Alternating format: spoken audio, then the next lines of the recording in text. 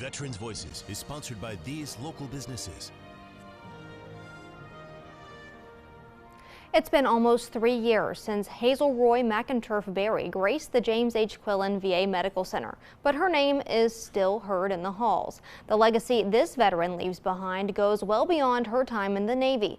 In this week's Veterans Voices, how more than 12,000 hours of volunteer service over 55 years is honored. At 19, Hazel Berry left her home in Unicoi to go to the U.S. Naval Training School in New York during World War II. She was actually up north, and she worked in computers back in the day when computers were like full, room full of people. They called her McInturff, and they always made fun of her because she was from the South, of the way she talked. Berry was assigned to the Bureau of Supplies and Accounts Field Branch in Cleveland, Ohio. Upon her honorable discharge in 1946, she achieved a naval rating of storekeeper second class with authorization to wear American campaign and World War II victory ribbons. But her service didn't stop there. She served coffee and donuts, but I think mainly happiness.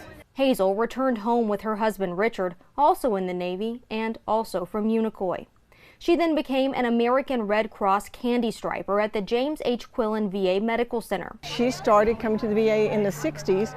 She taught herself to drive so that she could come here backing up and down the driveway. Hazel did everything from pushing veteran patients in wheelchairs, playing cards with them, helping with special events, and lending a hand wherever she was needed, mostly in the community living center. She had 55 years of volunteer service, more than 12,000 hours of volunteer service, and that is truly unheard of. In 2021, the Secretary of the VA put out a memorandum encouraging facilities to recognize women veterans by renaming common spaces.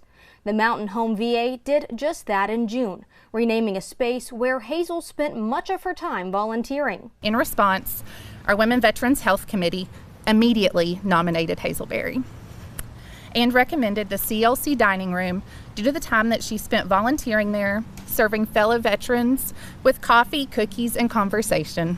Berry passed away in November of 2020 at the age of 95, but the VA held a ceremony to celebrate her with some of those she assisted and her family in attendance. You know, it was twofold. You talk about what she gave here, but it gave a lot back to her.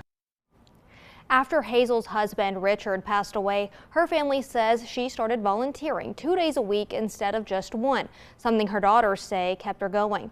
And in their family, volunteering at the VA does not stop with Hazel. Her other daughter, Karen, now volunteers at the VA in Mountain Home. Let us know about a veteran or veterans issue that deserves some recognition. Send us your tip on WJHL.com, click the Community tab, and then Veterans Voices.